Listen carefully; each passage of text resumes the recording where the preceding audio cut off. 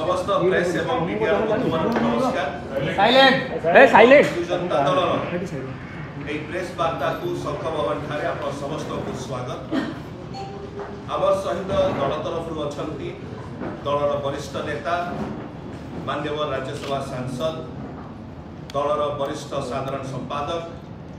दलर मीडिया जे मुख्य एवं राष्ट्रीय मुखपात्र बड़ भाई श्री मानस रंजन मंगराज महोदय आम सहित मंचन अच्छा दल तरफ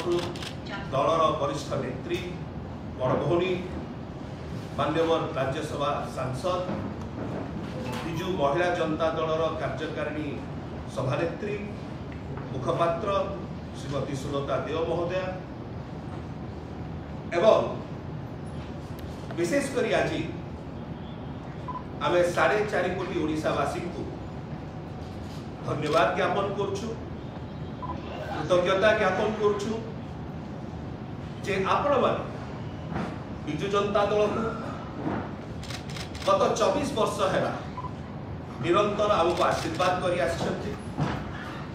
एवं से आशीर्वाद फल आमे ओडिशार सेवा करी आछी। आमे समस्त ओडिशावासी पाखरे चिर ऋणी चिर कृतज्ञ जे आपण माने एई निर्वाचन रे मध्य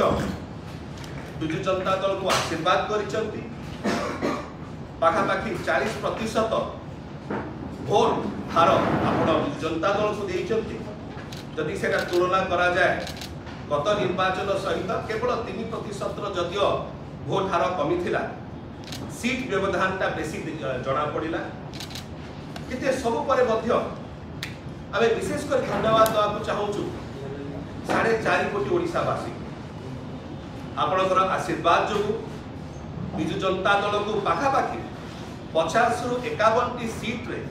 आपण माने जययुक्त आपण मानक पाखरे आमे बहुत धन्यवाद ज्ञापन करूँ, कृतज्ञता ज्ञापन करूँ एवं एई समय आमे मध्य अनेक शुभेच्छा और अभिनंदन जनाऊँ ओडिशार भारतीय जनता पार्टी को सेमानकर आज जो सफलता है एवं आगामी दिन मानकरे ओडिशावासी जो भूमिका आमको आगे नेबे ओडिशार सेवा पाई ओडिशावासी सेवा पाई ओडिशार सर्वांगीन विकास पाई आमे एई प्रकार भाव अहरह परिश्रम करूँ एवं सबु बेले ओडिशावासी पाखे चिर ऋणी रही एवं ओडिशार सेवा करी। यही समय मैं अनुरोध करी दल वरिष्ठ नेता श्री मानस रंजन मंगराज महोदय से समस्त सांबादिक नमस्कार।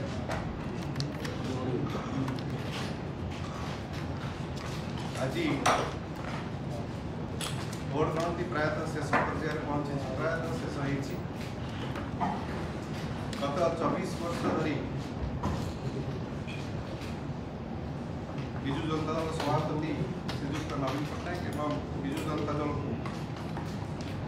ओडिशावासी जो अपूर्ण समर्थन एवं सहयोग जोगाई से आम समस्त निकट में कृतज्ञ एवं आगामी दिन में आम आम सेवा कर चली बिजु जनता दल जमी सेवा कर आसूला सेमती सेवा करने आम निश्चित भाव थैंक यू।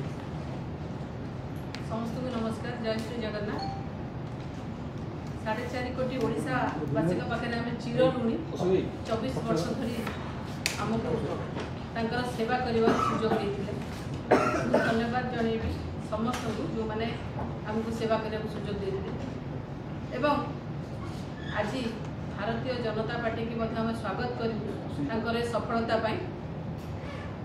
पुणी चिर नमस्य होगी ओडिशावासी पाखे कहूँ आपण आज आमको जो दायित्व देते